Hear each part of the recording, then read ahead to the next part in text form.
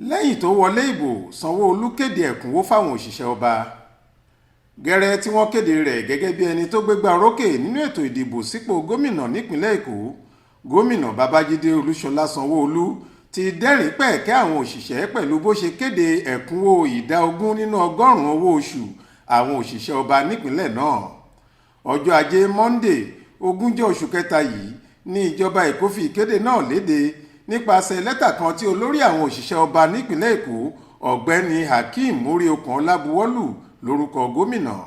Ó ní ẹ̀kúnwó náà kan gbogbo àwọn òṣìṣẹ́ ọba bíi àwọn kọmíṣánná, dàrẹ́kítọ̀ láwọn ẹ̀ka iléeṣẹ́ ọba àti gbogbo àwọn ọmọ abẹ́ wọn títí dórí òṣìṣẹ́ tó ń gba owó oṣù tó kéré jùlọ. Ẹ̀kúnwó náà tún dé ọ̀dọ̀ àwọn olóṣèlú níjọba ìbílẹ̀ àtàwọn òṣìṣẹ́ láwọn káńsù gbogbo.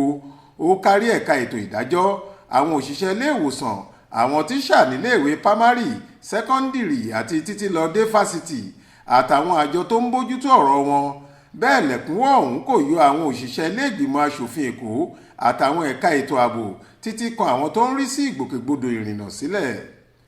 Ohun téyìí túmọ̀ sí ni pé òṣìṣẹ́ tó ti ń gba ẹgbẹ̀rún 10 náírà owó oṣù tẹ́lẹ̀ yóò bẹ̀rẹ̀ sí gba ẹgbẹ̀rún 12 nígbà tí èyí tó ń gba ẹgbẹ̀rún lọ́nà 100 yóò máa gba ẹgbẹ̀rún lọ́nà 160 báyìí àti bẹ́ẹ̀ bẹ́ẹ̀ lọ.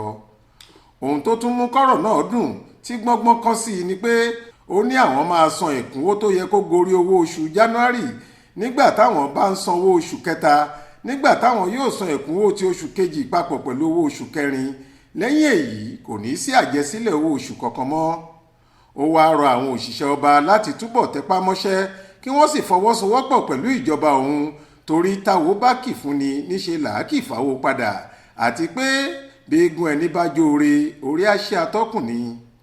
Tẹ́ ò bá gbàgbé, òru ọjọ́ Ajé Monday 20 oṣù yìí ni wọ́n kéde Sanwó-Olú gẹ́gẹ́ bí ẹni tó wọlé ìbò sípò gómìnà Èkó.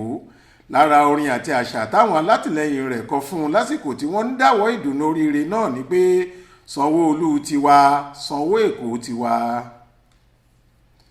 Faith Adébọ́lá ló ń jábọ̀ ròyìn fún iléeṣẹ́ tẹlifíṣàn Aláròye online.